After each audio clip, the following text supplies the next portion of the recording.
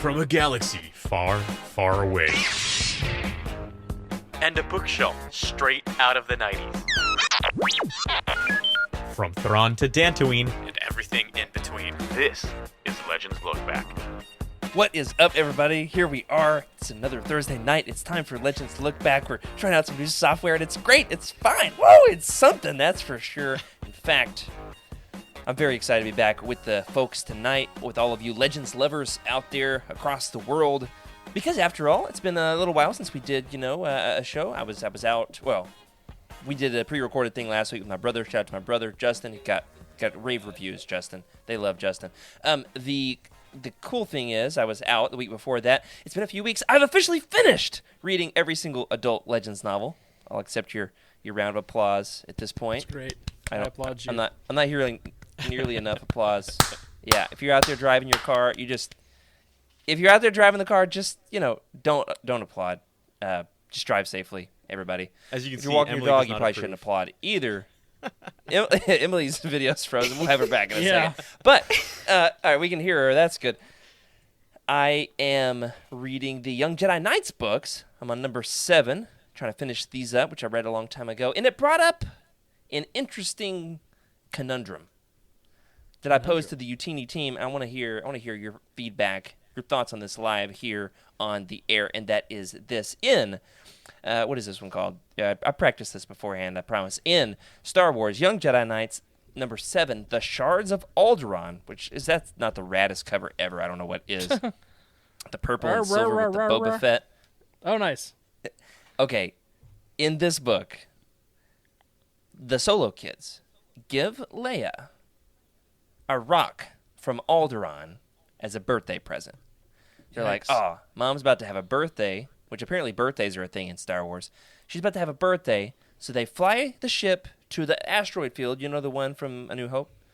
That's no moon, that scene. Yeah. And they get out the ship, they carve a piece of the planet. There's a big shiny metal thing, and they're like, that must be the core of the planet, still floating out here in the asteroid field, and they carve a little circle of it. And to give her this rock, this is not the actual rock from Alderaan, this is a rock from my front yard I brought for illustrative purposes. Fooled me. Sometimes you got to have an object lesson. All right?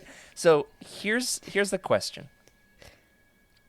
Would you like a rock from your destroyed planet as a birthday present?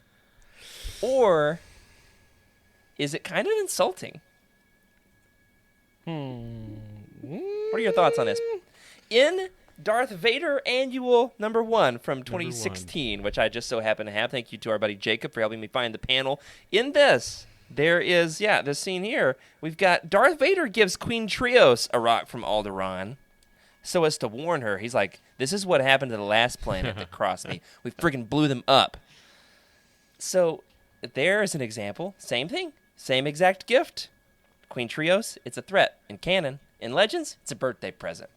Which side are you on? Are you on the side of the birthday present or the threat? Go ahead, Rick. I don't know about this one.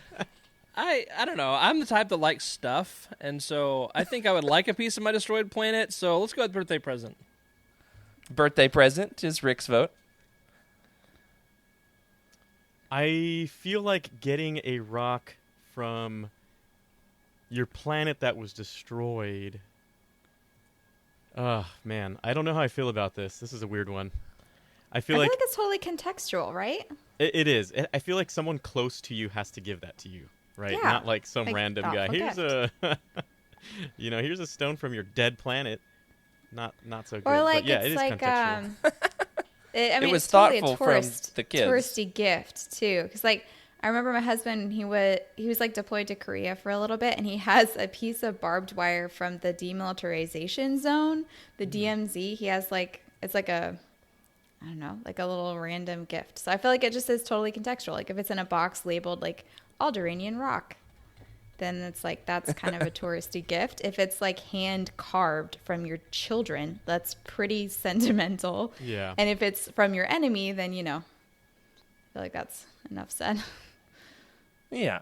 Okay, so Right. it depends on Good who it's point. from. So your Yeah. kids get you the rock, and it's sentimental. Darth Vader gives you the rock, and you're like, freaked out, Yeah. right? Yeah. Right. It's all Darth Vader contextual. gives you anything. I would be a little. You know what? I'm still gonna say If no. Darth Vader I gives would you a not gift, want you dead- re-gift it. a rock. That's Yeah. So saying A dead that, rock, I don't Freddie? know. Dead rocks. I Nope, posed not I posed down. the I don't question want to it. the team, and Corey Helton, CEO of Utini, Dr. Corey Helton, and CEO, he said it depends on if it has anybody's mummified corpses fused into the rock. Like Oh, if there's yeah. any dead bodies Like stuck to fossilized. the rock. So. Altering. Not fossilized. Incinerate? No. I don't know. Yeah, no, that's a good point. Yeah. So let us know in the chat. We got Dale here says a little bit of both. I guess it depends on how well you understand your emotions. From my own kids, it's the thought that counts. So we got the comment right there on the. What? And look at that. That looks fantastic. If you're, Yes. If Okay, you're, for us Right on audio that. listeners, we're trying out some new software. And apparently you can see comments on the stream, which is really Yeah. exciting. So you've Yeah. always been able to read them, but now you can see them. So if you've never caught us live before, you can actually see your comment featured on the show. So join us. all the That's more right. incentive to join us live, which is what we are doing right here tonight. So without further ado, and now Freddy's trying to see if he can get naked palps up here on the screen. Rick, please Oh, cut my the video. word. Get it to the next scene before we get him up on the screen, please. Let's start the don't show. know. Flagged. Okay.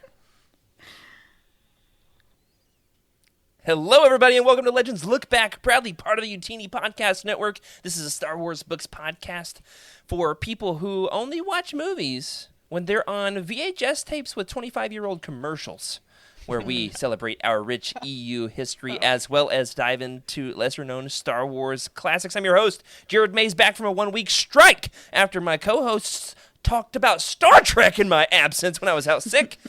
Woohoo! And I'm joined by said co-hosts, fresh out of detention, Freddy C. Speaking of old commercials, Freddy's shaving his beard with a machete? Looks like a K-bar. it's an AK-47 bayonet, I believe. Okay, nice. Okay. Of course you own an AK-47 bayonet, Freddy. Of course you do. I don't even question I that for would a second. like one. That's pretty cool.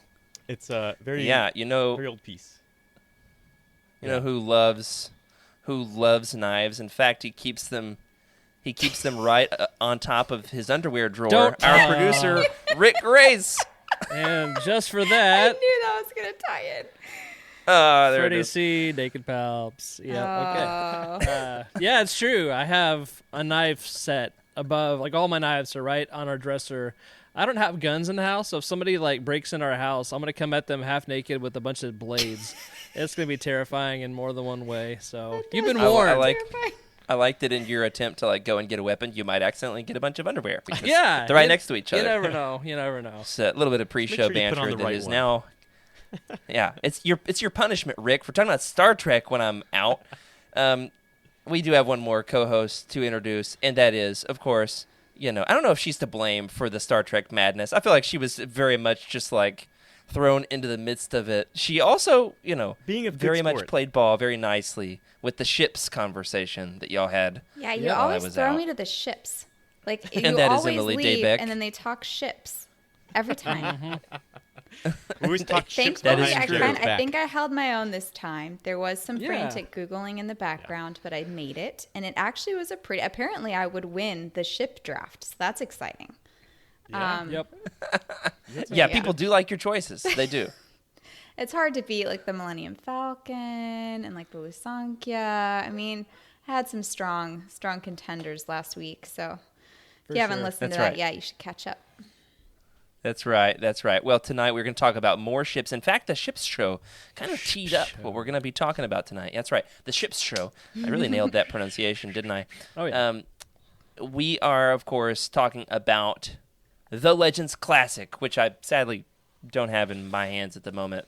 I've never done this stuff before. Hey, What's there wrong it with is. me? There it is. Freddy's got it. That is the Bacta War by Michael A. Stackpole. Freddy's got him a 30-year-old copy over there, don't you, Freddy? Probably. Nice. Oh. Those are Almost. beautiful. Wait, how many do you have of the same one? Oh. No, those these are Did First you- four. Okay. Looks like. 1 through 4. Rogue Squadron. We Gambit. are doing our Bacta War Roundtable at long last. In fact, much acclaimed, much clamored for. The folks have asked for it. In fact, we accidentally, released an audio episode labeled the Bacta War. Whoops. That's my fault for not changing the description in ClickUp. And yeah, but hey, this is the real Bacta War. What if the real Bacta War was the friends we made along the way? And that was a good line. That's a good line. The more you know. I was just thinking about how we banter for so long sometimes that people could be listening to that episode and never even recognize till later that, hey, wait a second, they never talked about the Bacta War. That's an excellent actually- point, and I apologize if that was you. That Dear did listener. happen. Whoever it was, they were a good sport about it. So shout out to Okay. forget somebody. Could have been Surfer Eddie. Could have been Aiden. So shout out to Thank you, Aiden for getting halfway through the episode before he thought to question. No, there was a discrepancy between the description and let's move on. Okay, we are here for the Bacta War finally tonight. Emily, give the folks the facts on what exactly is the Bacta War. Nothing but the facts. All right. It is written by Michael Stackpole, published in 1997, and it is the 4th book in the X-Wing series, the final entry in the first wave of books focusing on Rogue Squadron. And the reason we're covering it now is it was re-released in November of 2022 as part of the Essentials Legends collection with a sick new cover. Is that That's factual right. enough for you? Absolutely. That was great. That was great. I loved it. Perfect. Here's the fun thing. It's time for the summary. And we're going to describe what exactly happened in the Bacta War. Now, I did something different with the summary this week, and I'm very excited. Uh-oh. First, we're going to read the summary, and then I'm going to tell you how I came up with this summary. Are you ready? Oh, okay, go ahead. Yeah. Here we go. Rick, Who's you want to reading do it? the honors? You want to read? Yeah, You want to read the sure. summary? I'll read. It's like when the Bible class teacher asks for a reader, and everybody looks like they've never seen a Bible before. Yeah, That's they what's did a happening little right now. look away, try to avert your eyes, don't look at the teacher. But yeah, I got I am in this. fact illiterate. Yeah, that's Yeah. that kind of look. You've All been right. called upon, Rick. This is your moment.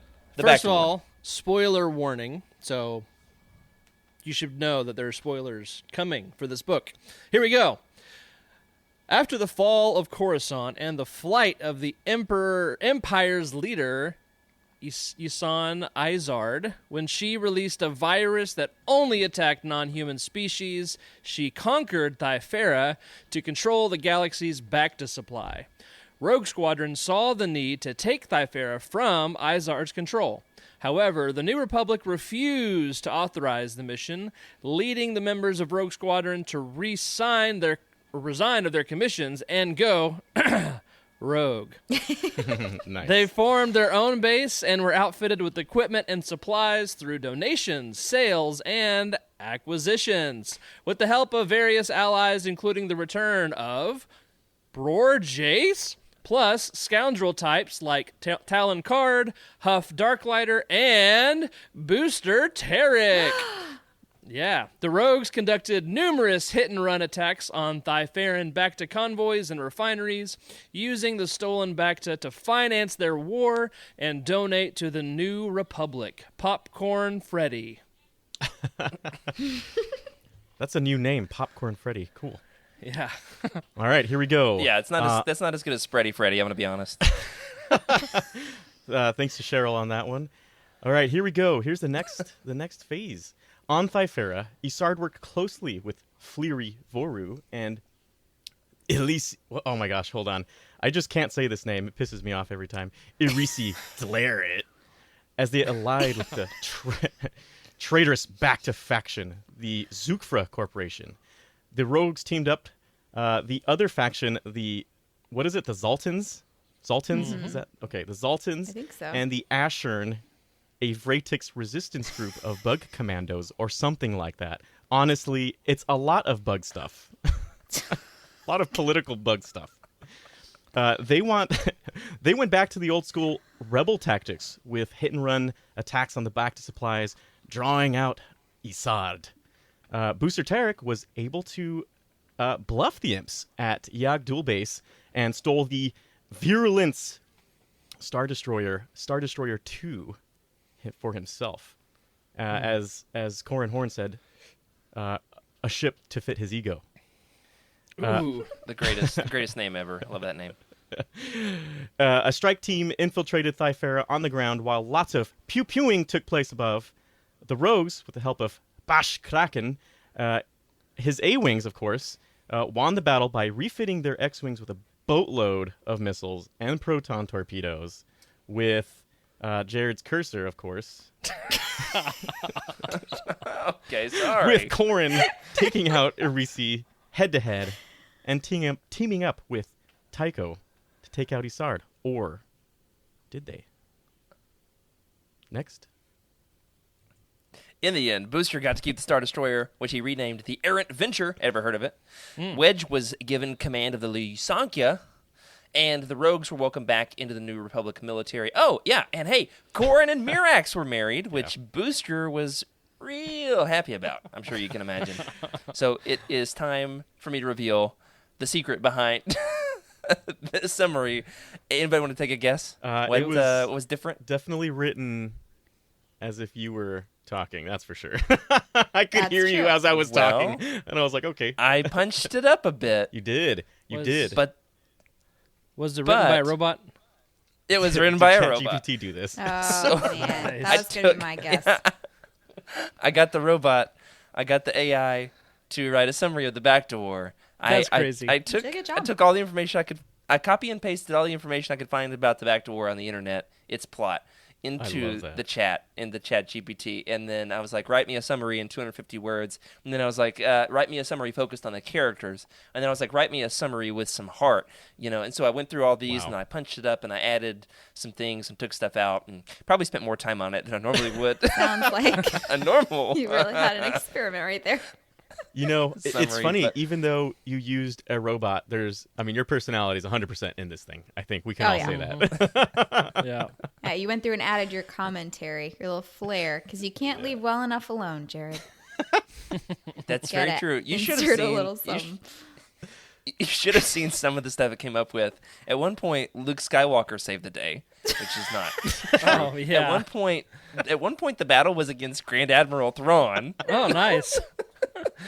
and then in another one, they battled the Bacta. The Bacta was the villain. Wow. That's like anti-vaxxers or something, Like, We hate Episode is unhinged so far, That's crazy. absolutely unhinged, and we're only on the rating. Let's go around the horn. Let's start with Rick. Let's give the ratings for the Bacta War. We've got 5 categories: masterpiece, incredible, good, fair, and mediocre. Where does the Bacta War fall for you, buddy? well, here's the deal. This book had a lot of good space combat. The pew-pewing up and above, man, that did not do Yes. justice for the incredible, or dare I say, masterpiece. Okay, whatever. I'm trying to make up a word that has to do with masterpiece. Master Some specific? really, really good. Yeah, sure. Some great space combat. Masterpiece-erific. Exactly, masterpiece-erific. And so I have a hard time rating this one. It's not like the best book ever. It is at least incredible, but there are some moments that I would say are masterpiece. The whole take of what becomes the Errant Venture, that whole space station battle was so good. I loved it all. that was good. Rick, Barry I bet Thrawn, you just... I have to tell you, when I read that part with the whole Errant Venture and Booster Tarek and all of that, Yeah. I knew you were in on it. I was like, Rick's going to love this. Yeah. So it's probably my favorite so far.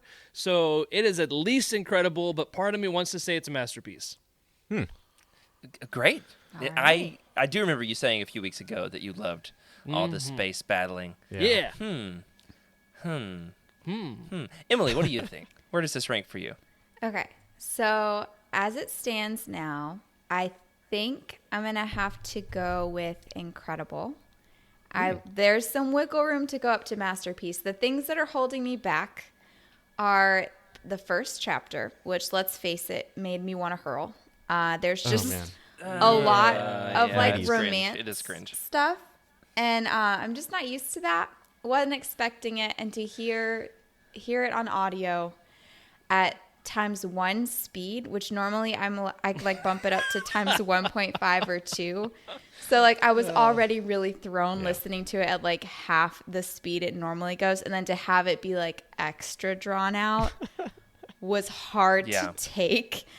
But it was a really good book. Like I loved there were so many different segments of the book, different characters that I thought had a wonderful arc, and there was layers on layers on layers, which I loved, and it was action-packed. So I would say there's room for me to bump it up to masterpiece, but it's definitely incredible. Cool. Yeah, you mentioned very early in your read-through that the romance stuff was not really working for you. It just came on so strong and so suddenly, and it was very extra this time. Yeah, it was just a lot. And every single scene in this book that was like that, and there was a bunch, honestly. There were a few. Every time I got to them, I was like, they were extra difficult for me because I knew that you weren't enjoying them. Yeah. So thanks for that. It's all your fault. Sorry. And also Mike Stackpole's. I feel like if I had been reading it would have been fine. But like having to listen to it at a I very think that's slow true. speed for what was normal for me, was just like torture. Like it was really, I had to take a bit of a breather before coming back in. Oof. And there's so much to be said about the brilliance of Mark Thompson's audiobook narration. Jared froze on us there for a second. Oh, yeah, it's Say it probably again. the universe trying to keep me from insulting Mark Thompson's narration. I'm trying to say his narration is absolutely masterful. His alien voices and the emotion. However, there is a possible critique that you could say his female voices are not his strong suit. Oh, We'll say you that don't much. think so, Jared? So we'll talk about if we get him back on the show. We'll ask him about his process for doing In doing his ladies. defense, but, there are a million characters in this series. Like to Yeah. have a Oh, yeah. distinct voice for every character, that's Every female miraculous. character as well, right?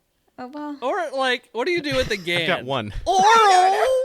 yeah, You know? his oral Yeah, quirk. no We'll talk hard. more about oral in a little while. Oral quirk. All right, so we've got a lot to say there. Freddy's his face is about as beat red as the They're red parts of Boba Fett's helmet. You know, like the maroon. That's I'm gonna have to get a snippet Okay, of that Freddy, oral what's- quirk. what. Everybody's oral quirk impressions. 1, 2, 3. Ready, go. Oral! All right, Freddy, your turn. What's your rating for the Bacta War? Emily's face the whole time. Yeah, Emily's Can't- face is frozen in disgust. Oh, Unfortunately. really? It is not. And she's Oh okay. man, okay. Freddie, what's your rating? For those audio For the listeners, Bacta War. just check it out. It's fun stuff. We're having fun tonight, that's for sure. The rating for Bacta War. Let's see. There's mediocre. There's fair. There's good, incredible, and then there's masterpiece. This book is good, but it's definitely incredible. That's for sure. So, reading this book, I cannot help but think of all of the tactical warfare that went on and how hard that was to read in the book, but how fun it was to be able to listen to it and just take yourself along for the ride. I mean, you're taking these S-turns, these inverted S-turns with Corin Horn, and Mark Thompson does a fantastic job at mispronouncing Rancor. But, you know, he does a great job. The performance is fantastic. That was the other guy. Yeah, I'm just kidding about that. It was a fantastic book. The audio, if you've never, and I know there's a few folks out there who've never dove into any sort of audiobook, but this franchise, if you've read it already, just go ahead and dive into this. You've read it once, probably multiple times. It is fantastic. You're going to go on a journey, and there is something amazing about these combat situations that you're sitting along with, and you know, you're in the head with Corin Horn, you're in the cockpit, and you feel the the frustration. And yeah, this book is amazing. Where it goes, you don't know. I remember, I haven't read this in a long time. I couldn't remember a lot of what would happen in the middle. I had an idea what happened on the ends, but listening to the audiobook, it was a wild ride. I feel like the whole time. It's almost like you're saying, Freddy. Yeah. It's almost like you're saying, if this book was a grilled cheese sandwich, that you knew what the buns were like, but you weren't sure what kind of cheese you were going to get in the middle. I knew there was cheese. Discussing grilled cheese Weird way sandwiches. to describe that, Jared. Real strange. What? You never had one with Fontina?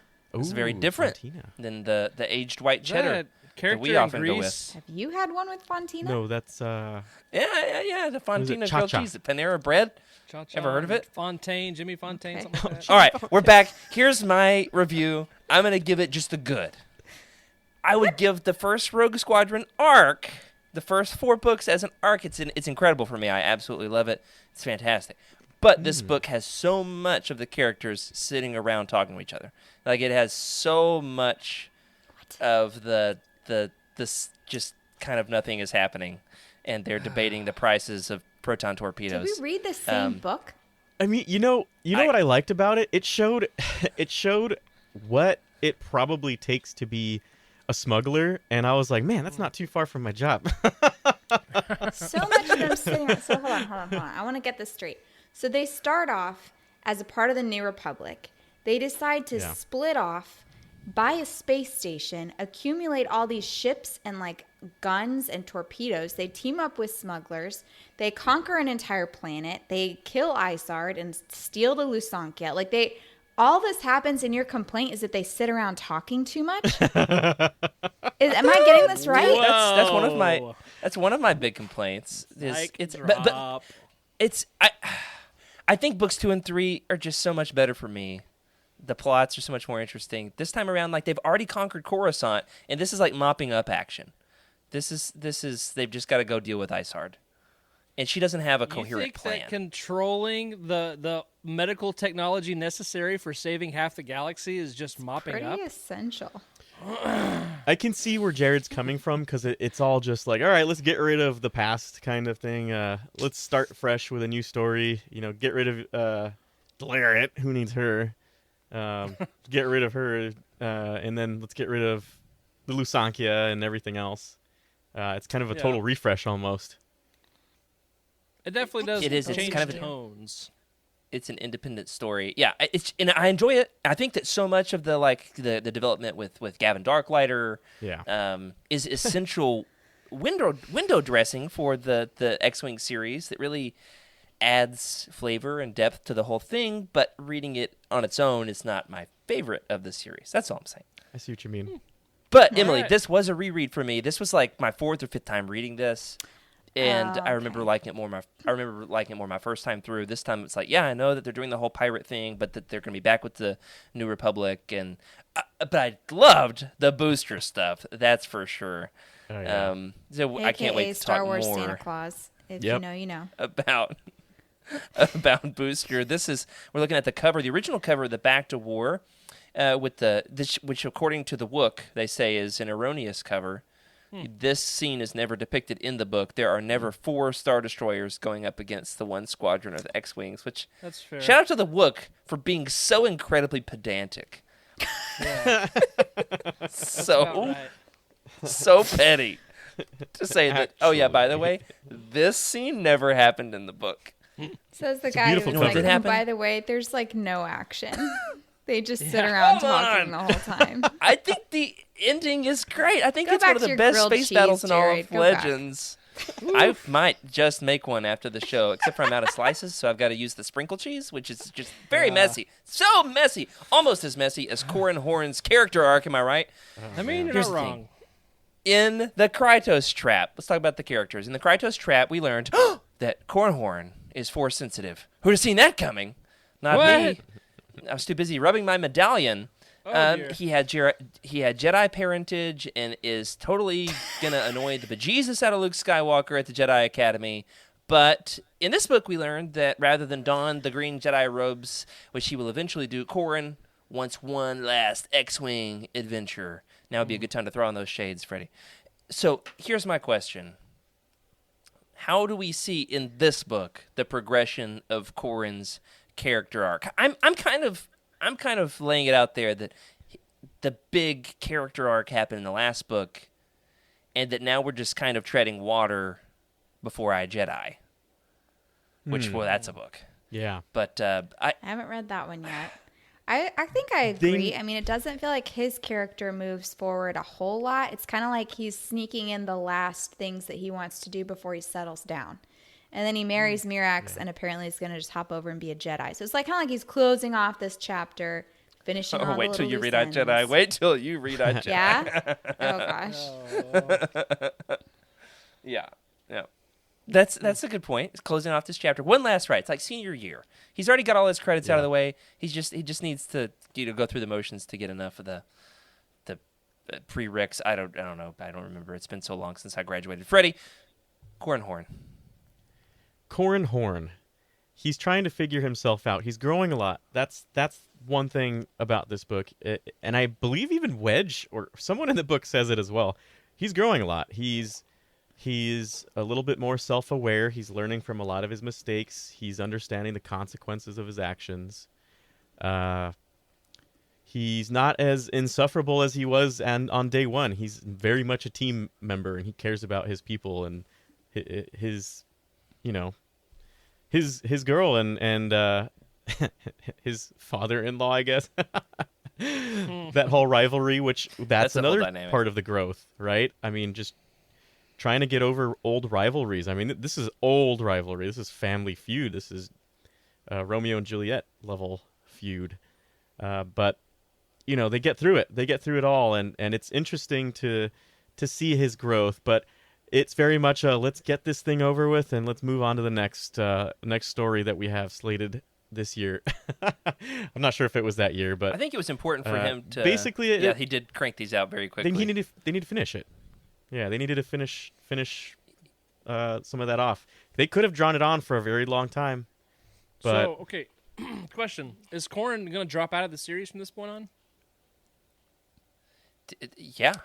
Yeah. This is the last of this arc of Rogue Squadron books. So then the next three books are its own arc. So the Wraith Squadron books, which many people are saying are the superior X-Wing series, which we'll have to get to eventually. I would say they're better books. They're better written. Though these are very special in the hearts of Legends fans. The Rogue Squadron series is classic. Very, very special. Corran Horn has made an imprint. For better or for worse, Corran Horn left his mark on the galaxy. Yeah. And then we've got like an gonna last. independent Rogue Squadron story that doesn't have Corran. And then we've got an independent, like three more kind of. One is Wedge and Hobby and Wes Jansen. Like they're the only three X-Wing characters in the book. So, and people say Starfighters of Adamar. They say that's the best in the series. So yeah, Corran Horn, his arc moves on into I Jedi. Okay. After this, if you want some more Corran, Rick, I think that obviously he had to deal with Isard and Arisi, and we get that in this book. But it is very obvious that the best interaction we get with Corran in the entire book is with his soon-to-be father-in-law, Booster Tarek. Mm-hmm. First of all, Rick, I've got an alternative title for the book. What do you think about this? Booster's Big Day. I like it. Yeah. Is that Yeah. is that dad joke enough for you? I mean, I like Booster's it. he's the star of this book, isn't he? Yeah. Yep. I was thinking I could play off of Booster Tarek and make that like a alternative Rick nickname, like Richter Booster. I don't know. I'll have to work on it some more. But anyway, I like Booster. He's a good guy. Blank He's- stares, crickets. Yeah, I know. Shh. I love it when Let my him have his joke never moment. lands. Yeah. Anyway, It might have No. landed for somebody out there. You never know. That's the beauty of making a podcast. waiting for my wife to be like, nope, it was still lame. I did think about you when I was picking the rock out of my yard, and I thought, rock is only one letter different from Rick. Oh, That's yeah. about as far as I got with Yeah. that joke. So Anyway, that's fair. There are other things that are just one letter different, too. Oh, okay. that one landed. That one landed. There it is. Okay. All right. Anyway, but yeah, Booster's Big Day, man. What a title. Seriously, what does he walk away with from this? Everything. Yeah, everything. Like, he totally Basically. won. He A got Star Destroyer and a Star son-in-law. I mean, what else do you Destroyer. need? Yeah, I mean, maybe he could have done without the son-in-law, but, Yeah. some new contacts or at least some strengthened alliances with his contacts, being the whole middleman for the unofficial New Republic. What did they call themselves when they were off the books? Just Rogue Squadron?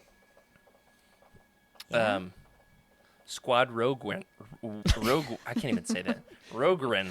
Rogerin? That one was worse than Rick's joke somehow. Oh. Freddy, Yeah, I what was were you gonna about to say. say? That was a good one. All right, let's move on. I'm going to go cry in a corner. That was loyalty right there. Oh, Rick's gone from the stream. Looks like Jared has the ultimate power right now. Unlimited. Unlimited Yeah, you get power. it. Okay. Booster, you know what's We're so funny? Let's say something about Booster, Freddy. Yeah, Booster. Booster is lovable in a weird, interesting way. Kind of like a rough Santa Claus. I have no idea how else to explain it. Totally Santa Claus. With a cyborg guy Yeah, rough Santa Claus. and a Star Destroyer. But it's funny because I felt like when I was reading the story, I was like, man, Rick's gonna love Booster. I know it. So that was cool to get some validation there. But he makes this whole thing possible. He is an incredibly experienced logistics magician. That's what he is. And he... In this image, he looks like Wolverine smoking a cigar. Yeah, I feel like he's kinda like definitely a little bit older for some Legends reason. Wolverine. A little bit Yeah. older. Yeah. Carry on, Freddy. Definitely love that. Whatever. Man, that's an interesting bandolier there. This picture is from the Essential Reader's Companion, which everybody's favorite. Yeah, Legends everyone should reference have. book. If you don't have, If this was your father-in-law, though, how would that I'd be this picture terrified. changes things. yeah, All I'd right. be terrified. Here's my proposition. The scene where Corrin mouths off at Booster Tarek at Huff Darklighter's house. Oh yeah. And he's like, you just better watch it, mister, because her dad is a famed That was a little Legends cringy. terrorist, Yeah, Booster Tarek. And I was out walking my dog, and I dropped to my knees laughing. My dog was licking me like I had just had a heart attack or something, trying to get me off the pavement. It was fantastic. And I've read this multiple times, but I've never listened to it on audio. it's different. And now I can listen to it while I walk my dog. And his Booster voice is very much like a cigar smoking Santa Claus kind of voice. Well, something like that. Keep going. This is good. Well, Corin, something like that. I don't know. So let's carry this forward a little bit. How about the Mirax Corrin Booster dynamic? It's like a love triangle, but not like two men vouching for romantic love of the woman as much as it's like the dad who very much wants to protect and love the woman, and then the boyfriend who is just so incredibly abrasive. I mean, it's just impossible to get along with Corrin, and yet nevertheless he's in love with Mirax, and she's in love with his starfighter pilot cockiness or whatever he's got going on. I don't really understand. But it's a love triangle all the same. You see where I'm going with this? Here's my question. Is it resolved too quickly and conveniently, or do you think, in your opinion, that it's handled in a plausible way? I suppose that's a leading question, showing my opinion a little bit. Who's gonna I feel take like this? it was Emily? pretty plausible. I don't usually answer first. I'm trying to hold back, but you guys are really slow to talk. No, I think it was. We're all plausible in a bit of an odd mood tonight with the different streaming setup. We're all kind of tiptoeing on eggshells, hoping that this episode will just work. That's true. It's creating an odd dynamic. It really is. Yeah, no, I feel like it works because here, Mirax is an incredibly independent woman. And Booster knows this. I mean, he raised her. He knows that when her mind is made up, there's mutual respect there that's beyond the typical, daddy's little girl kind of thing. They're kind of business partners in a lot of ways. And there's just this mutual respect. So when she makes a choice that he doesn't fully understand, I feel like he gives her the benefit of the doubt on some level. And then when Corrin grows up and apologizes and then kind of backs off, I think that's when Booster starts to see okay, I see what Mirax sees in you. So like I don't agree with this choice necessarily, but I respect my daughter. And then when he proves that he can be chill, I think I don't know. I feel like it works, but a little more character development on that might have been nice to make it a little more plausible. I don't know. We do get some more in iJedi, Yeah. from what I remember. Read it a couple of years ago. I was helping Corey to find interesting passages for the Utini Patreon bonus episode we did a couple of years ago where Corey read iJedi in a pool hat, and that's all that happened. And I tried to find some juicy passages for him, and boy, did I. Whew. That was In fact, he the couldn't best. even he couldn't even read all of them for some reason. Okay, Freddy, how about the love triangle? You see where I'm going with this? Love triangle. What? I feel like it was That was classic. not a triangle. I was Yeah, trying to spin it. The love triangle, guys. It was like a A circle. love triangle. You just did. Love circle. Love circle. I would give Wedge more credit. To your point, Emily, I would give Wedge more credit for helping these two man babies to resolve their drama Yeah. That's than true. Well, I was, would Corin for apologizing. He was a Yeah, you're right. neutral party. He was a completely neutral party, not anybody who offended the law and nobody that really, a necessary person. He was his family was running a gas station, right? A pretty honorable thing, and sure, Wedge is not someone you really want to get mad at because I feel like he's really trying to go for the best cause, and if you're against Wedge, then you're kind of against probably the best cause. But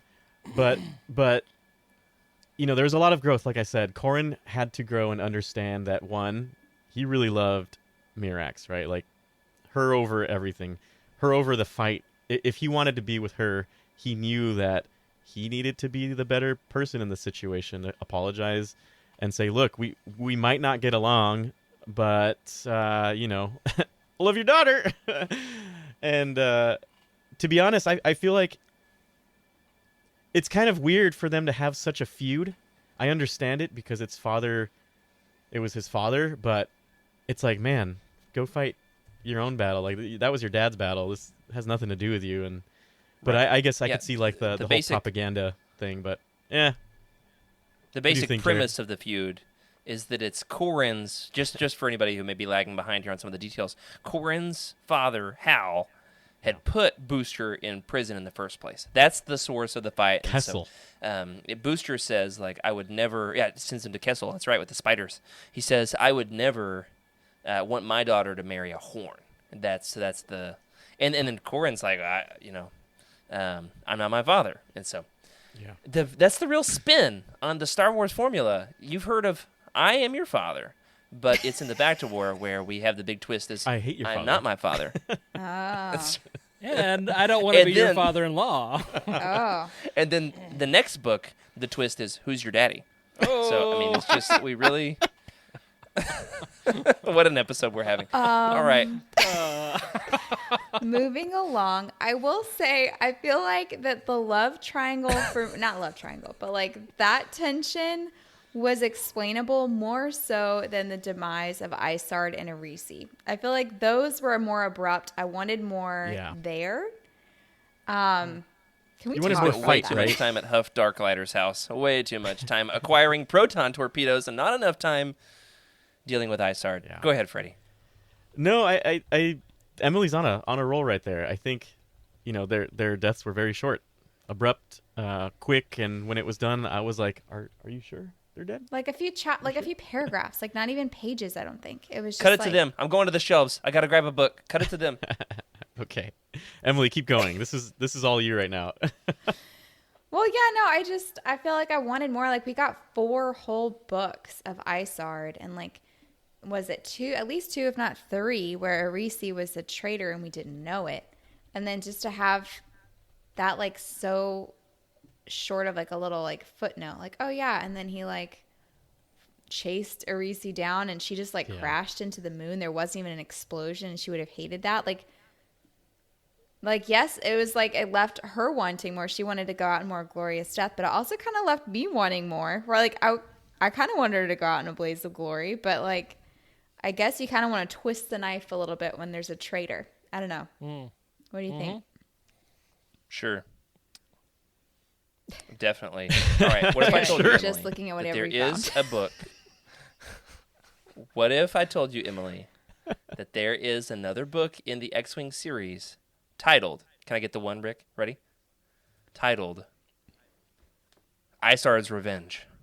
Yeah. So there is Wait, a book what? called Isard's Revenge. Does that mean that she's not dead? I can't remember. To be honest, I can't remember. I know that it's like a big thing during the book about like whether or not she's dead or is alive, and I can't remember. So nobody spoil it.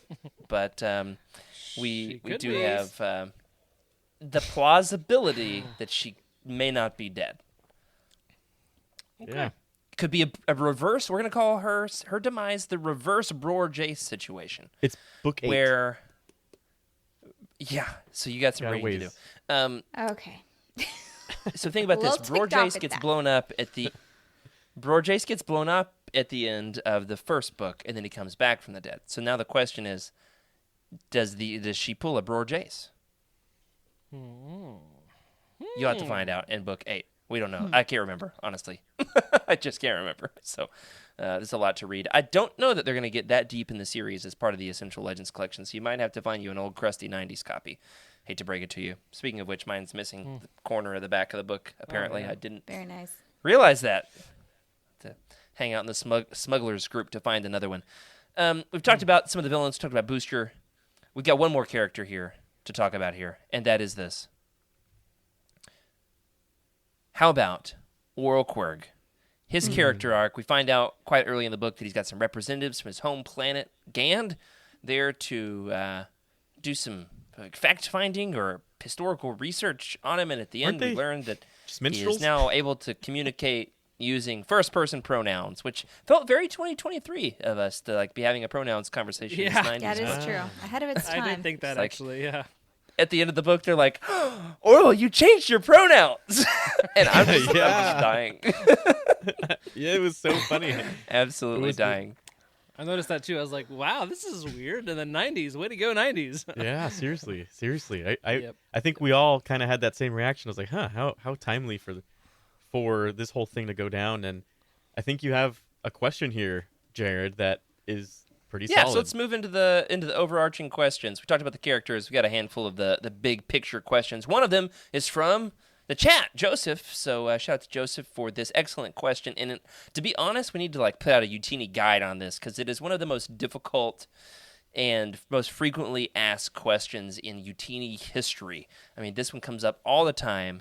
What is the relationship between the Rogue Squadron books and the comics? The question specifically, you can see it right here live on the stream, is do the Rogue Squadron comics follow the books? I think we need to cover these on the show in order to give the most accurate answer. I think we do. What I So, remember, it's been a few Elsko- years since what- Go ahead, Freddie. Yeah, so Yes, there's Elskull. there's different folks in Rogue Squadron. I think before we see the Rogue Squadron that we're in, Wedge has a whole situation with, I want to say, a whole different set of rogues, and I can't remember honestly. It's been a while, and I think you're right, Jared. We need to cover this, but like for instance, El Scaloro, she was created by Stackpole for the Rogue Squadron comic books. That was like what 1995, and you know, her and Wedge, I believe, were going on trips together or on missions together. I don't remember too much. It's been a long time, but she does show up in this book. So there is some cool, like if you read the comics, then you read the books, you would say, oh my goodness, Elskull showed up finally. It was really cool to see that. Yeah, she's back. Yeah. Yeah. So So these are collected in the Legends Marvel Epic Collections New Republic Volumes 2 and 3. And then we've got a hardcover omnibus coming out this year that collects every last issue of the Rogue Squadron comics, which is cool. Nice. What I remember is that the simple answer is the comics are set before the books. So the comics are a prequel Yeah. to the books. I'm reading them right now. I'm like only like 2 or 3 issues in, and yeah, I definitely was. I was expecting them to have much more overlap, but yeah, there is overlap. There's some of the same characters, but it's definitely before. They were written concurrently, which is odd. So he was writing the books and the comics at the exact same time. They're just set in different eras, which is why Yeah. the beginning of the Rogue Squadron book, you're like, did I miss something? Yeah. It starts off where he's like, oh, I guess we've got to restart Rogue Squadron because all the old ones mostly died. And it's like, oh, okay, I guess that's our starting place. Huh? So great question. Appreciate the question. That's and the answer is there's a lot there for us to dive into that we really haven't yet on the show. A handful of other overarching questions here. This book, after all, is called The Bacta War, and though ChatGPT wanted to say that it was the Rogue Squadron facing off against the Bacta, they are not the villains. In fact, Bacta is medicine. It's drugs. A plant? Would you call it a plant or drugs? It's a Medicinal pharmaceutical. herb. Yeah. Yeah, it's an Pharmaceutical. essential oil. There you go. It's essential oil. Do you think the Bacta crisis itself Coming to a makes, cult near you. Okay, sorry. makes for? Do you think it makes for a compelling and interesting core plot of the book, the Bacta crisis itself? Yes. I said in the summary that it's honestly a lot of bug stuff. I think it's essential, man. It's literally what saves people's lives. It's the only treatment for the virus. So, like, it's essential. Yeah, it's still essential. Okay. It's essential for the military too, and I feel like when the military needs something, they need to get it. Right? It's Sure. part of having a good force. How many times have we seen Luke? Imagine if Bacta didn't exist in this galaxy. Everyone would be gone. And I enjoy, like, political discussions. Like, Darth Plagueis was really good, and that really gets in the weeds of politics and sort of, some of the logistics, I guess. And this book is the same kind of thread of lots of logistics, lots of Yeah. making things work. And so it makes it feel real, and Just like it episode shows 1. how... With all the politics. Yeah, exactly. It's not just good versus evil. It's explaining how good actually does its job. So yeah, I don't know. I think it was a good plot. Yeah. You know what helped me with the plot this time around? I've always kind of struggled with the Asherin and the Zoltan and the Zukfra Oh, yeah. and the Bacta factions. Honestly, just like, oh man, I can't wait for this part to be over. Let's get back to some booster drama. This time around, it helped me because all of the Zoltan, right? They're the ones that had the coup that gave control to Isard. That's not the guy at the think so. fair that you put the nickel in and he gives you a fortune? Fortune. Oh, Listen, yeah. the Zoltan, you knew they were the villains because they had British accents. Oh, yeah. That was how I was able to keep them straight. This time around, all of the Zoltan, like Reese's Bacta faction, they all had British accents and they were uptight. And Bror Jace's faction, they were down to earth. I love the That was accents how I they knew go the with, difference. too. It's kind of like a Germanish. Yeah, it's German, German-ish for sure, accent. not British. Thank you for that, Freddie. I appreciate Yeah. it. The other Europeans, they're over there on their side of the pond doing their thing. All right. We talked about the factions of the Bacta. What about the factions of the rebels? This time around, we find the Rogue Squadron being kind of off on their own, little splinter pirate group. Do they work for you better as a legitimate government fighter squadron or as a ragtag rebel, stick it to the man, under the radar squadron?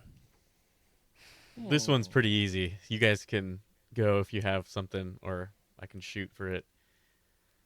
Go ahead. Freddie. Okay. So, Rogue Squadron, they are a special ops group. They need to be able to do things that... they've got a lot of funding, basically. That's kind of what makes a military group so special, is funding. And these guys, they need funding. They all need funding.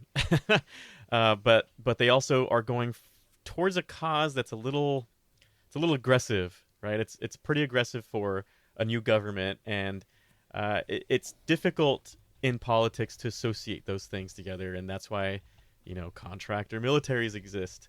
They don't fall under the same rules and guidelines of I don't think they even follow the same rules of the Geneva Convention. So, Yeah.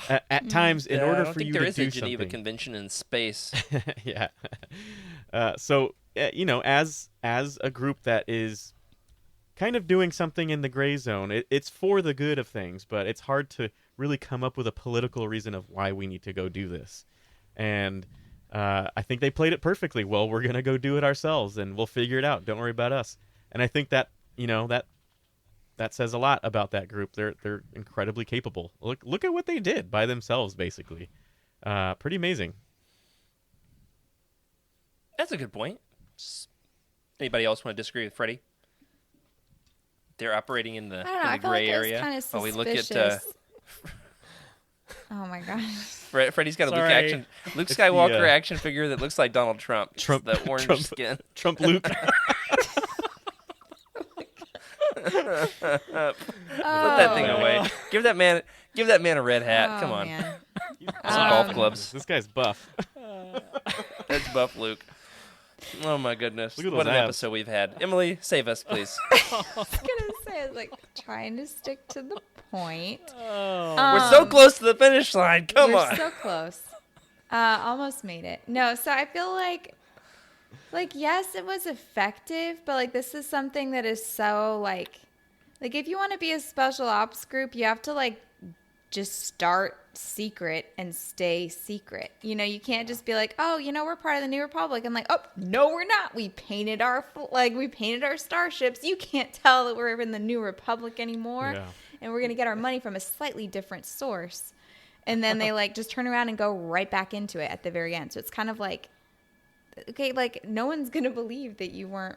Yeah. Like that Yeah, this wasn't that's fair. sanctioned. Like if you want to be secret, you gotta stay secret. I don't know. Yeah. Ooh. And at the end, they just would've been kind of tied it interesting. all up. Hey, welcome back. Yeah. That was a little too convenient. Like, okay, one book, you're just gonna like pop out, do it like a heist basically, and then like pop back in. Not a heist. That's why but, Jared like, gives I it a don't know good. What you want to call it? Yeah, I will say it would have been better maybe if there was some actual tension 2 books. between the legitimate. Yeah. Back to War The 1 and 2. rebellion.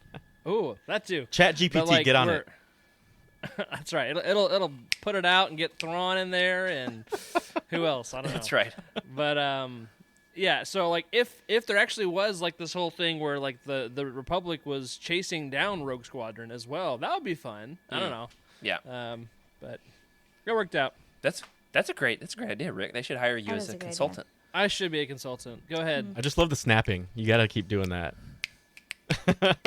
The snapping. Did y'all see in the video I do with my brother where I go to clap to like conclude the episode? I was like, all right, that does it. And he sees he sees me about to do it and he does it with me. Like, that absolutely So good. killed me. Nice. My wife said we need to get him to church, and when I do that at the end of a sermon, all right, that wraps it up, and like have him clap with me. And anyway, it was That fantastic. was a good It one. was great. It was a I good do have video. to say that like in that episode, you did say that I worked at Dolly World, and that's not a thing.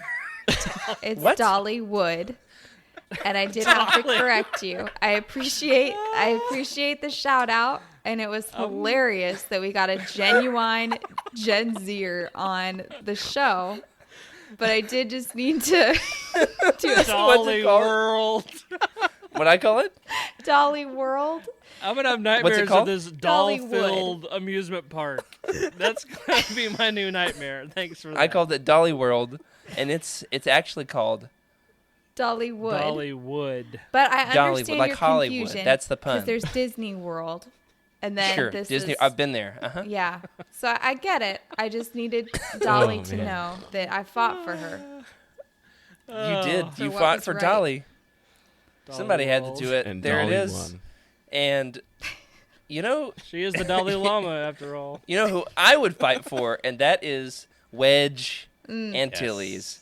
Yes. Dennis Lawson himself. This is a big deal. This is our last point. We're going to go out tonight. This is a point that was raised in the Utini team chat this week, and it had to make it on the show. And that is this.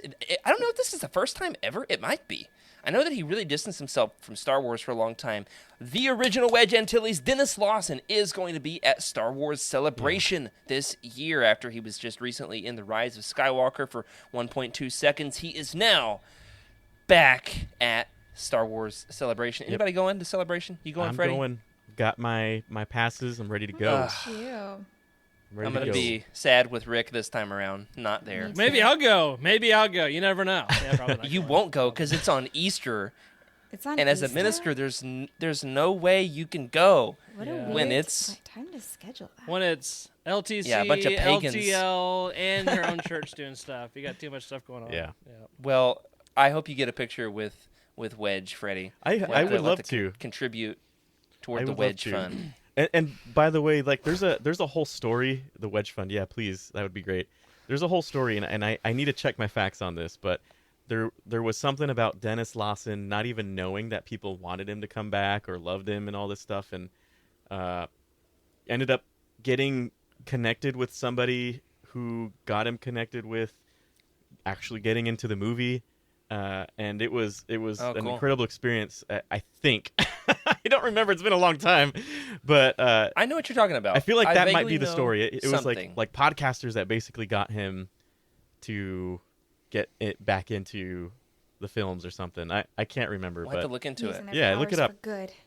I love it.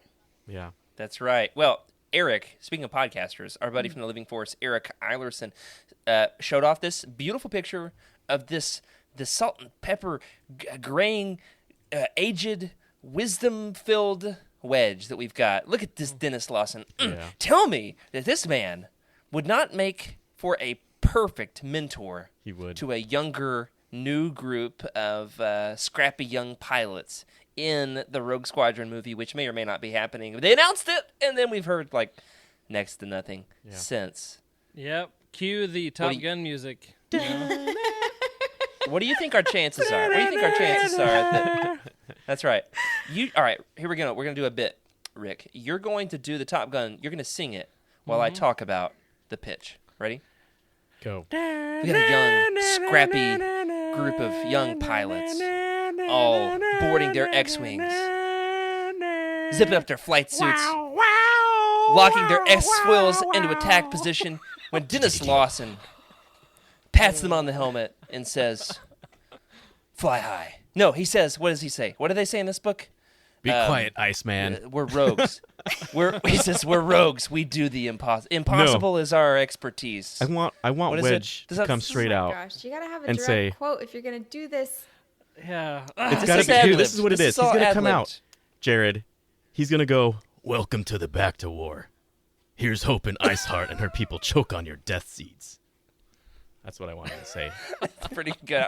I was gonna go for the line that said like 10 or 15 times in this book, which is like somebody's like, "That's impossible," and then Corin says, "We're Rogue Squadron.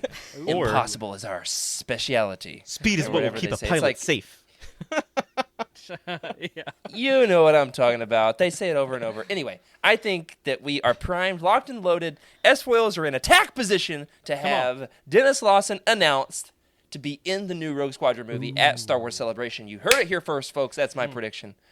So we're going to need like a live reaction shot from you at Celebration, Freddie, if that is announced. Okay. That'd be insane if I get to Bring your experience camera. that. Yeah. Dude, Bring yes. your boom arm. What was that thing called? The zoom arm. The one that we zip used line. at the premiere. No. It's like a lightsaber, but you stick your phone on the top, Oh yeah, it's And that you can wiggle it. DJI but it stays thing the gimbal. for your phone. The gimbal. Gimbal, Oh, yeah. I was like, We are got you talking there. about a selfie stick, Jared? Yeah. Like, what are you talking A little more advanced. I know. Drop like, the what you're boom arm. describing is a selfie stick. But Rick, I'm not sure I would make that gesture Yeah, on I'm the gonna podcast. go both actually, arms next time. well, we landed the plane in the end. What an Oh, episode it boy. has been! But we have landed the plane, or should we say, the X-wing? Also, No, one the more plane, great it's question fine. here in the chat. One more great question here from Joseph. He says, "Isn't the Alphabet Squadron book about a new crew of X-wing pilots?" Almost. It's an assorted group of starfighter pilots, which is where the alphabet comes into the name. Right? We got the X-wing, the A-wing, the B-wing, and the Y-wing. Unfortunately, E-wing. And that's isn't that the question? I have Why Snapchat for the wing? why wing. Why? Yes, absolutely, Yeah. B-wing. absolutely. Yeah, they're outdated. I need and you slow. to be the wing. Yeah, that's right. Oh my There's a gosh, U-wing. We're gonna That's have a canon thing. They got Starfighter Philosophy 101 from Rick and Freddy.